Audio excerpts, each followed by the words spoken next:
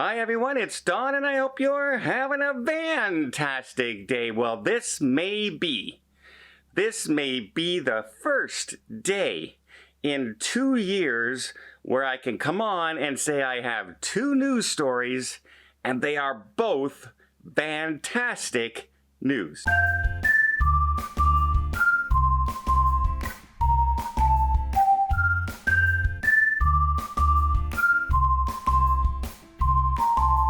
First story is I mentioned it yesterday. We were hoping that by Wednesday that the Australia government will come out and say that they are not going to extend that ban on cruise ships past April 17th, and they have now officially made that official. Officially made it official. That makes sense, right? It's a word. It's a sentence. I don't know, I'm tired. Okay, so great news. They are now not going to extend that ban. Cruise ships now know a month ahead of time. The cruise lines can now start preparing their cruise ships, finding crew members, finding suppliers, getting the ships, changing itineraries, finding out who's open, who's not. It makes a big difference when the governments actually come out and say, we are not going to have that ban in place. Instead of just coming out and say, oh, the ban ends today, and then the cruise lines are stuck starting from scratch. So at least they have that month-long head start.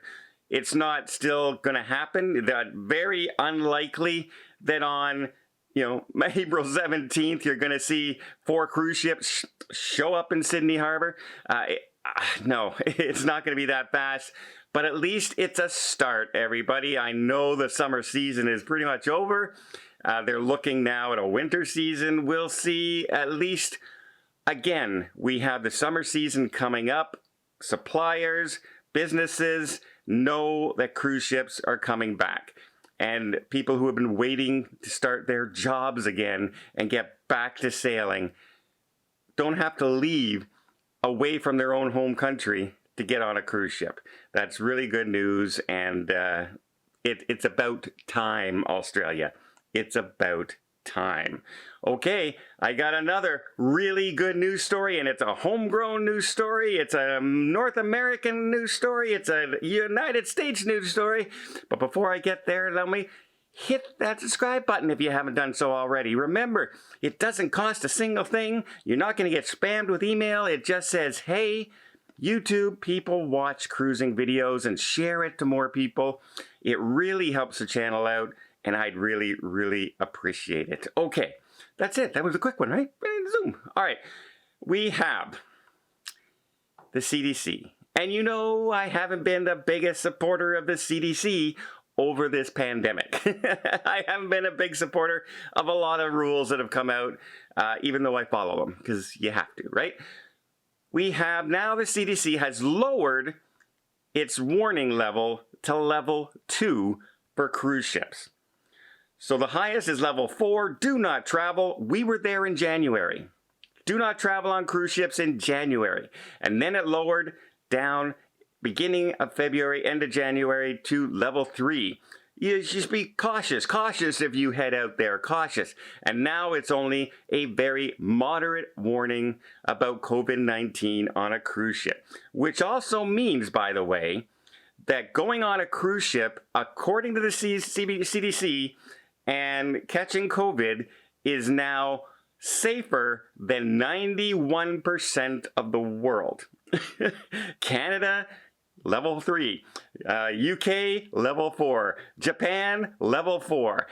You get my point. There's a lot of places out there that are high levels, and cruise ships now have dropped down for the first time ever in the warning structure to level 2.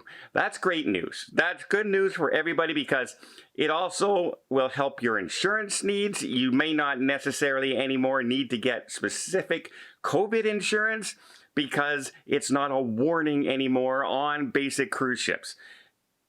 We don't say that automatically, hey, Don said I don't need COVID insurance anymore. That's not what I'm saying. I'm saying the insurance companies may now adjust their policies where COVID is just covered under the basic policy. always check what's covered in your insurance. More insurance is better than less insurance. Always say that. Like, I don't know how many times I can say that. I always say that. So, yeah. Great news today. So, Australia, no more ban, April 17th. CDC, level 2 warning, and on its way down to a level 1 warning. That would be fantastic.